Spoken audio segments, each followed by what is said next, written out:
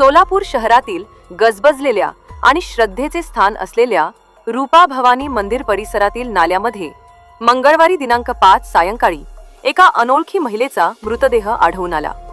सायंकाळी 5 वाजण्याच्या सुमारास ही घटना उघडकीस आली असून यामुळे खळबळ उडाली आहे।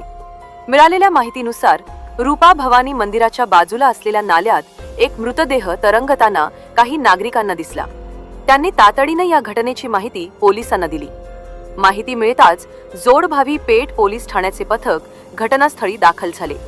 पोलिसांनी नागरिकांच्या मदतीने मृतदेह नाल्यातून बाहेर काढला। पंचनामा केल्यानंतर मृतदेह शवविच्छेदनासाठी शासकीय रुग्णालयात पाठवण्यात आला। मृत महिला कोण आहे, तिचा मृत्यू नेमका कशामुळे झाला हे अद्याप स्पष्ट होऊ शकले नाही। मृतदेहाची ओळख पटवण्याचे काम पोलिसांनी सुरू केले।